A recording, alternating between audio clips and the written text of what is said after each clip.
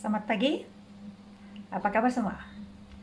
Oke, saya Cikgu Paulina. Oke, hari ini kita akan mulakan pembelajaran bab 1. Oke, Anda sudah bersedia? Kepastikan semua pelajar sudah dapat akses atau sudah download buku teks digital Sains Tingkatan 3. Oke, baik, kita mulai.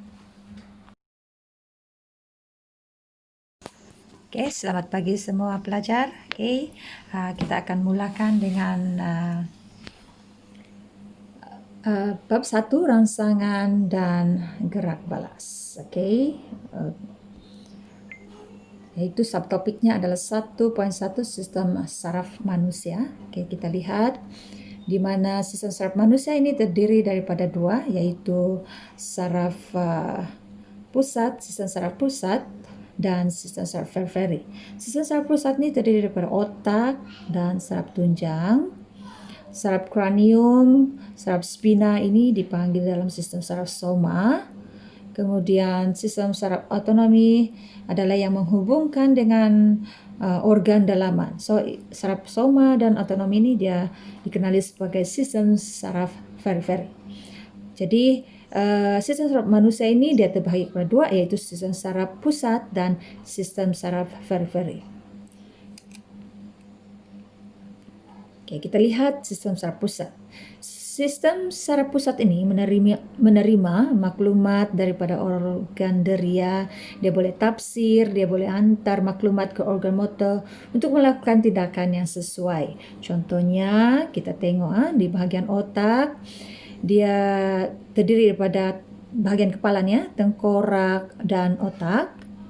Okey, di bahagian tunjang, saraf tunjang, okey, ini adalah bahagian tulang kita, tulang utama dan terdiri daripada saraf tunjang yang boleh mengawal semua pergerakan kita.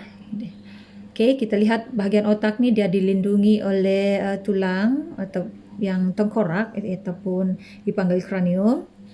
Ya, terdiri daripada juta-juta neuron. Neuron ni menghantar maklumat ke otak. Kemudian dia terbahagi jirim kelabu, lapisan luar ataupun jirim putih yang bahagian lapisan dalam. Otak ini juga mengawal semua aktiviti badan. Manakala saraf tunjang dia terdiri daripada neuron pengantaran. So, ia berada di bahagian badan kita, saraf tunjang. Ia juga membawa impuls ke dan dari otak tu. Kemudian dia mengawal tindakan refleks. Saraf tunjang dia mengawal tindakan refleks, manakala otak mengawal semua aktiviti badan. Kita lihat bahagian otak, bahagian-bahagian dalam otak dan kesan apabila kita mengalami kecederaan. Ini adalah struktur otak. Sudah ada warna di situ, ada warna orange, jingga, merah, biru, hijau. Semuanya ada fungsi masing-masing. Contohnya bahagian orange ni ataupun jingga adalah untuk ingatan, di mana kita boleh berfikir, belajar, dan di situ kita boleh kehilangan ingatan jika mengalami kecederaan bahagian itu di bahagian jingga tu. Kemudian bahagian pusat motor di tanda berwarna merah tu, kelumpuhan boleh berlaku jika kita mengalami kecederaan. Manakala bahagian biru tu daripada kulit dan otot, hilang upaya mengesan rangsangan pada kulit. Contohnya kalau kita sentuh benda yang panas atau sejuk, kita hilang deria tu. Kita tidak tahu dia sama ada panas atau tidak jika kecederaan berlaku di bahagian biru ni. Untuk yang hijau ni penglihatan. So sebahagian atau seluruhnya untuk buta. Ini mengawal bahagian penglihatan kita di bahagian belakang tu, di warna hijau. Seterusnya untuk yang warna biru muda tu, untuk pendengaran, sebahagian atau seluruhnya boleh menyebabkan pekak. Ini mengawal bahagian pendengaran. Oke, warna purple atau warna ungu tuh deria bau dan rasa. Oke, manakala untuk yang warna kuning itu untuk pertuturan. Oke. Kita lihat pula tindakan terkawal dan tindakan luar kawal. Persamaan antara tindakan terkawal dan tindakan luar kawal ini adalah melibatkan sistem saraf pusat dan periferi. Oke, kedua-duanya tuh. Untuk yang terkawal, ia dikawal oleh cerebrum yang dalam otak tuh. Manakala untuk luar kawalan dikawal oleh medulla oblongata di bagian otak tuh.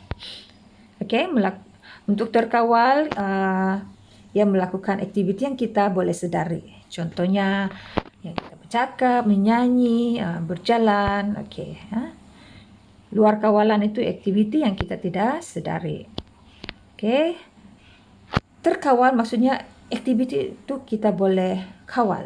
Aktiviti kita boleh kawal. Contohnya kita bercakap. Kita boleh kawal supaya kita tidak bercakap. Oke, manakala luar kawal adalah kita tidak boleh kawal. Contohnya degupan jantung. Kita tidak boleh kawal bagian degupan jantung. Kita tidak boleh kontrol bahwa oke, jantung stop.